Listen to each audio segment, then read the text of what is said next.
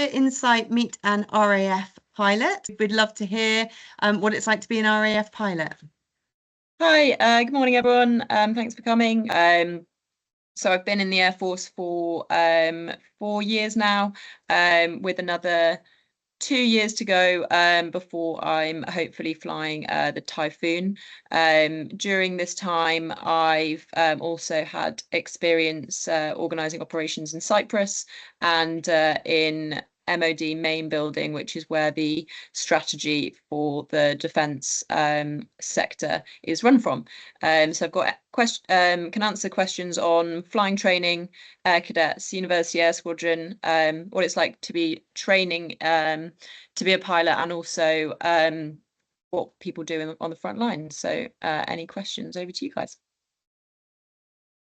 Great, thank you. Who would like to be the first person to ask a question? Go for it, Josh. Do you know the stats of the Typhoon? And if so, what is the radar range of the Typhoon? Wow, that's quite a question to start. That is a question. Do you know the answer to that? For the Typhoon radar range, obviously, the real answer is top secret, and we need to keep that information on our cards so that we can use that tactically against our adversaries. But what we do use the radar for is multiple things, up to looking for other aircraft, and that might be our friendly forces, looking for friendly forces on the ground, and also looking for adversaries in the air and on the ground. And we can also use something called link 16, which is a data link, which kind of runs less on radar, picking up all of the radar that all of the air assets are using in the area, as well as our communication central nodes up in the air, to make a big picture for the battlefield. So we'll use both of those up to a large range in order to gain the information that we need. And then obviously radar can then be used for things like missile and guided surface, air to surface attacks as well. So I can't give you an exact figure, but that's kind of a broad use of the radar, and also data link 16. That doesn't quite answer your question, but hopefully gives you some information. Thank you. That was a very technical question, wasn't it? Well done. You've got more of you. Right, over to Ruth. She's got a question. I was wondering what you do daily. So, like, is it a lot of theory, or is it a lot of flights or something like that? Yeah, cool. So daily as a trainee, it can be a mix, basically. So today, for example, my day started at 6:30. Came in and set up a briefing room. So I had a sim this morning, which was learning how to do instrument flying. So in order to do that, I'll have a planning cycle up to the time that I brief with my instructor.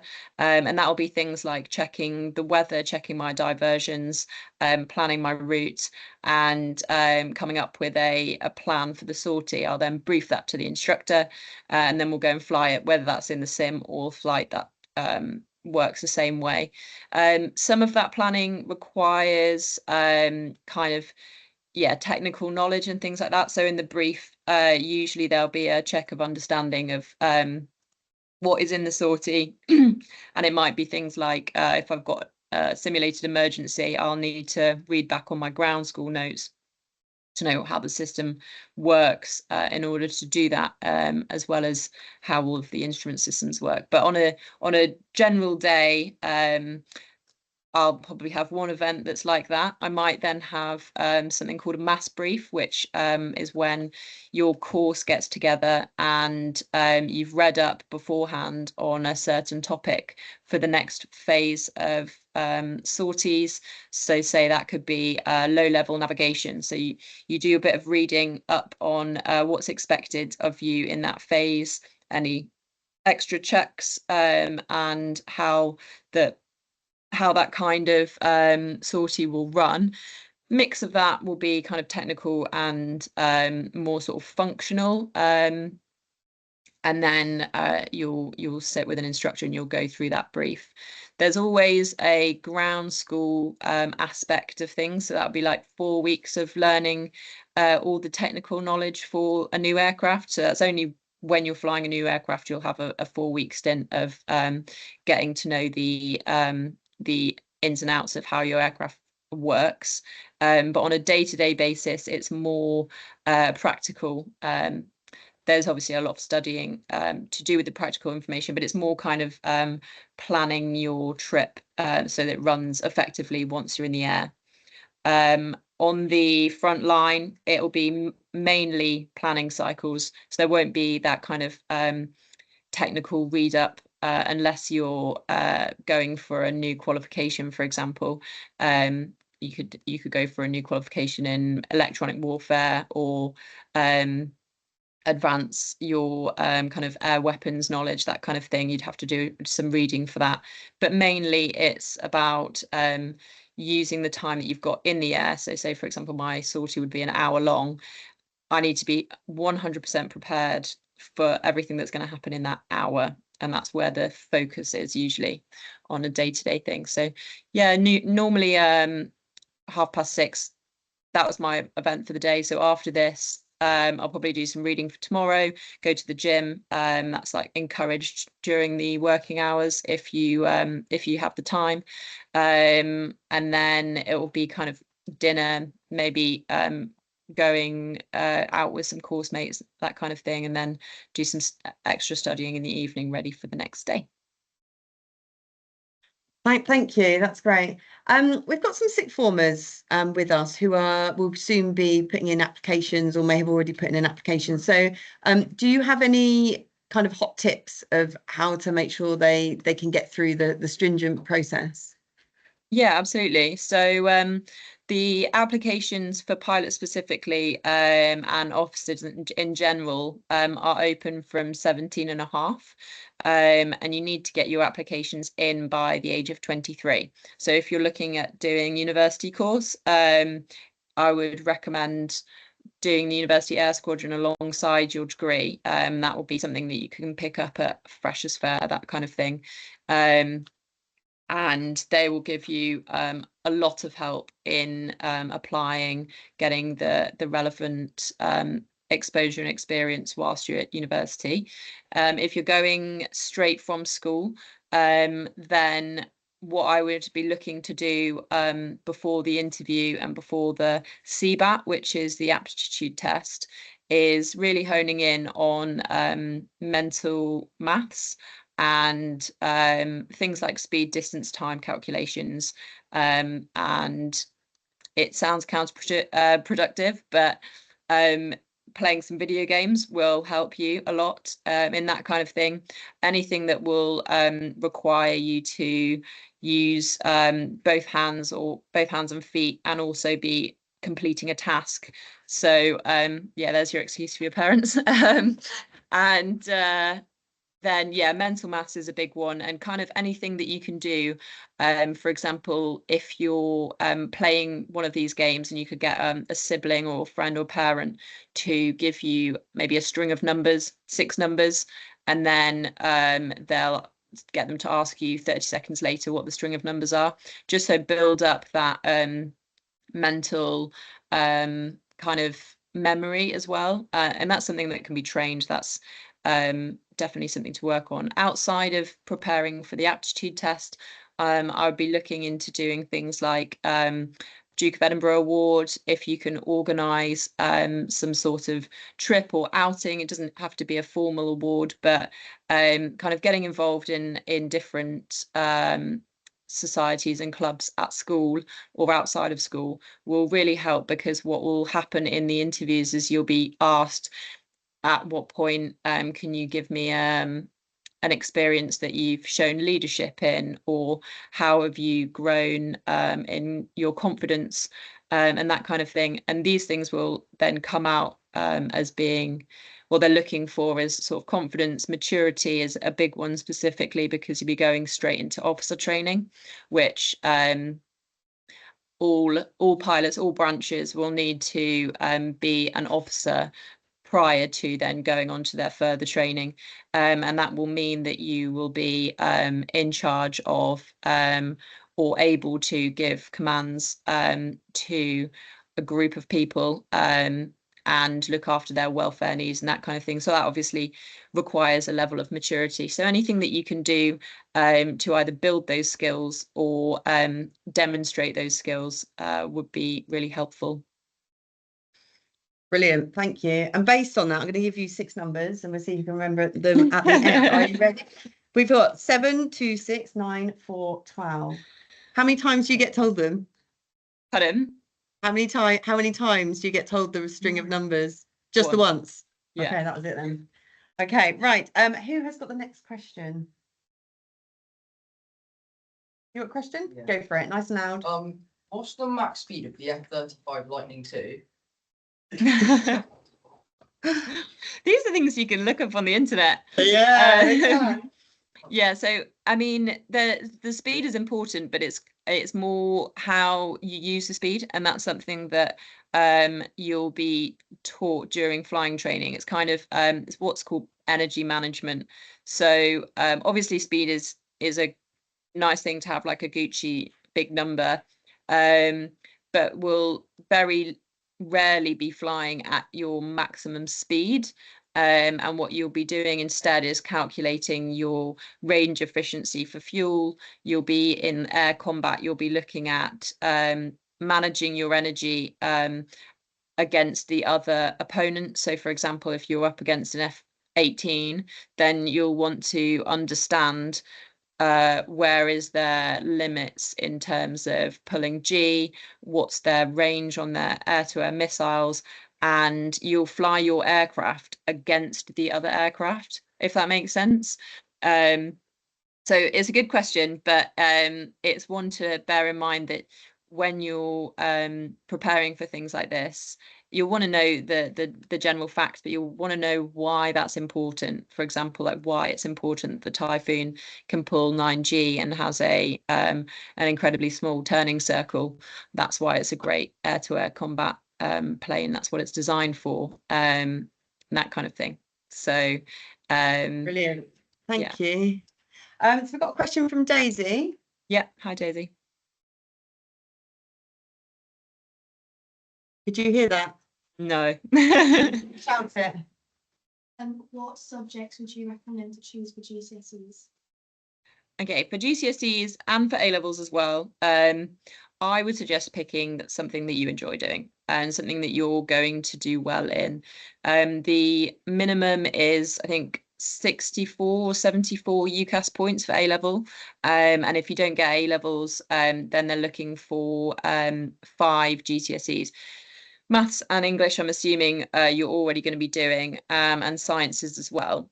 So I would suggest going for stuff that you enjoy doing, especially whilst you're at school, something that you're going to do well in.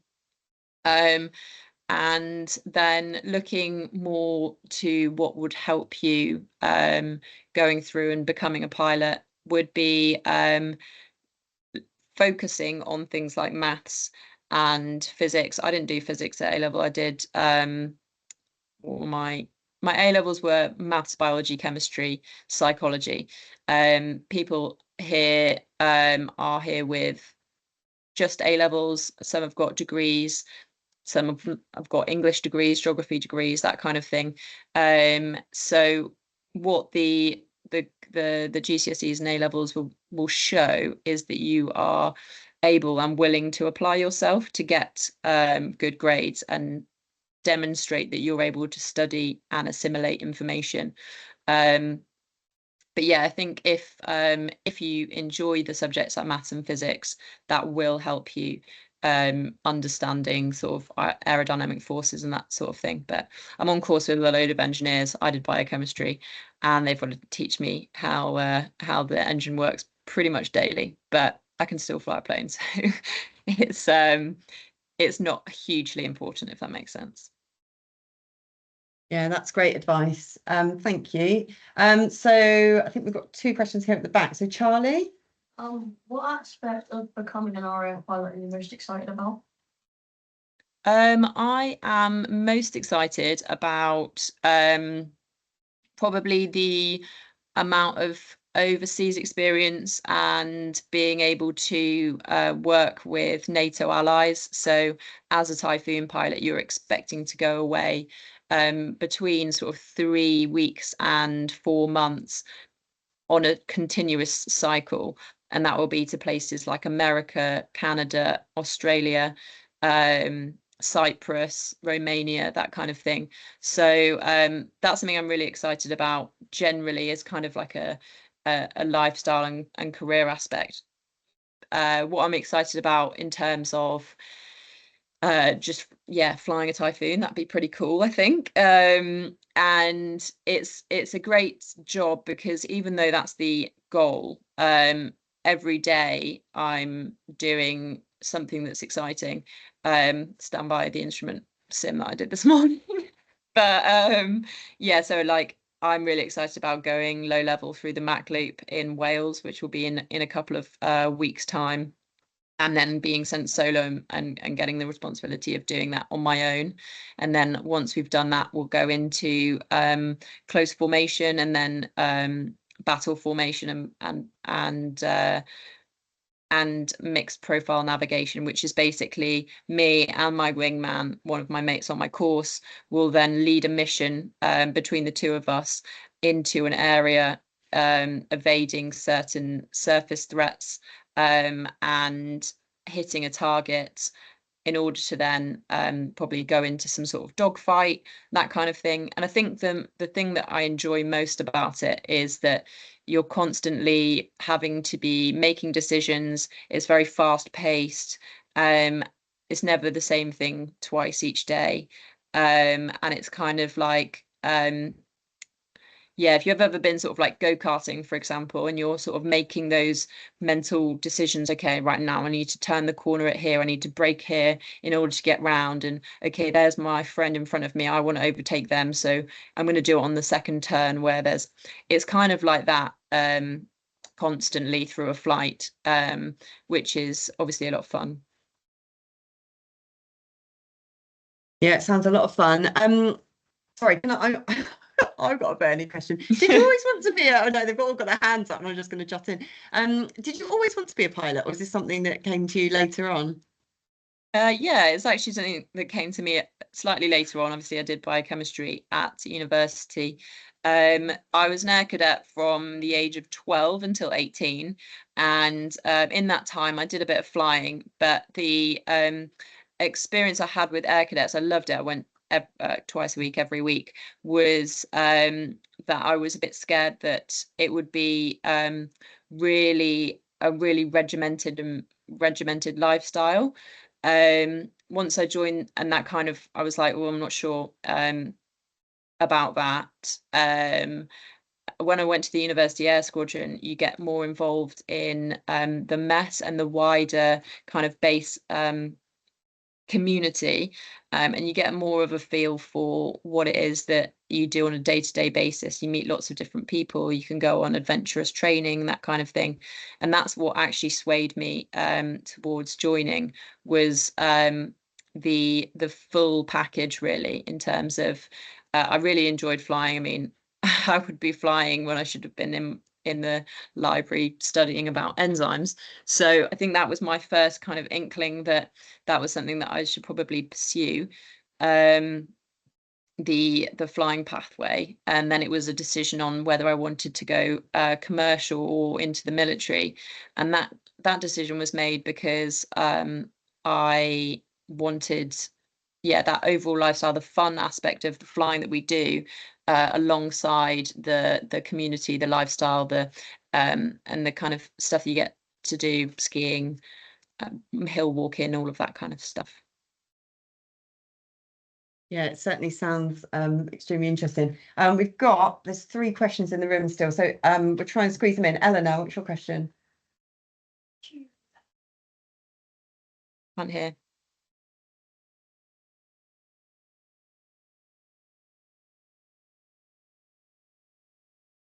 Did you hear that? No, sorry. It comes there. Come up, please, Peter. What opportunities are there for promotion and career development? Yeah, huge.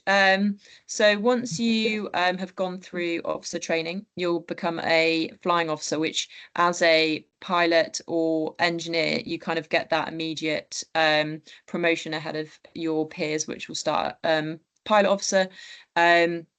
And then after 2.5 years, you're automatically then made into a flight lieutenant. So you get that immediate promotion on time base.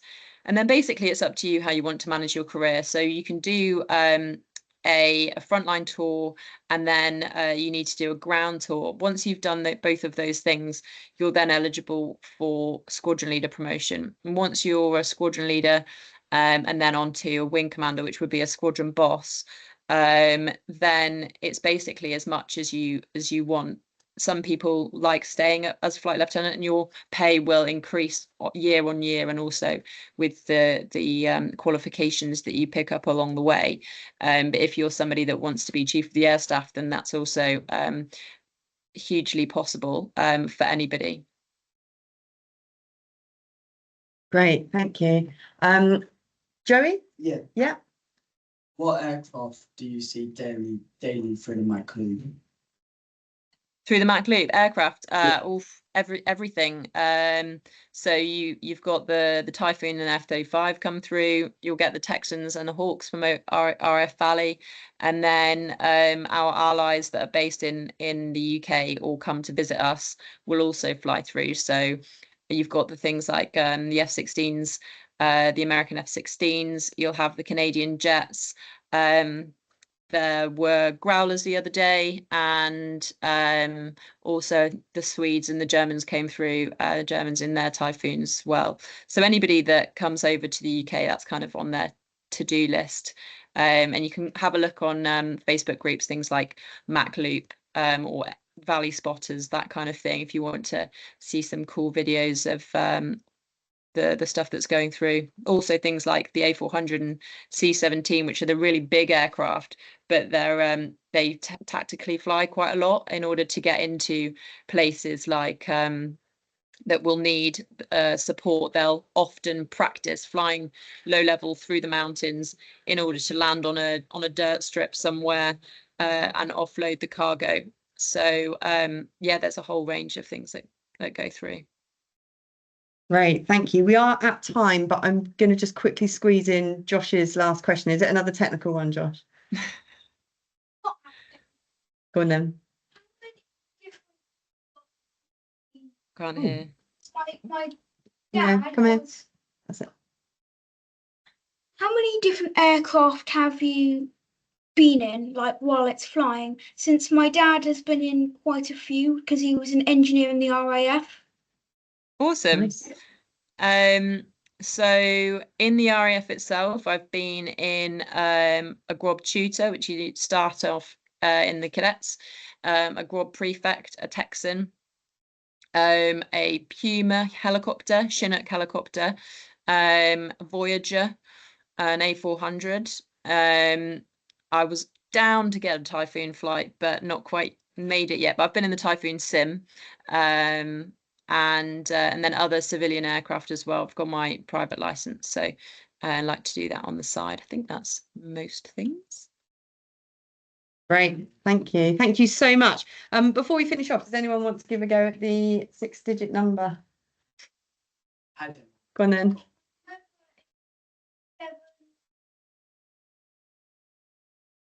Yeah, just 7 was right. Yeah, do you want to give it a go? Yeah, 765249. Oh, close. Close. Yeah, there was a 12 in it at the end. Well done. Between us, I think we can do the 6 numbered. I mean, there was a lot them? going on. Normally, I would have just either written it down on my knee pad or studied it straight away into my kit. It's usually the 6 digits is the radio frequency for the next thing that they're going to pass on. They'll usually say it in amongst about 17 other things that you also have to remember. So that's Wow. probably why they test for it. Brilliant. Well, Yeah, thank you write so it down. much. That's a tip. Yeah, definitely. Thank you so much. It was absolutely brilliant. Hang on a minute, guys. If there's any more questions, are you happy if we ping them across on email? Yeah, of course. Yeah, absolutely. Brilliant. Thank you so much. Yeah, see you, mate. Thanks.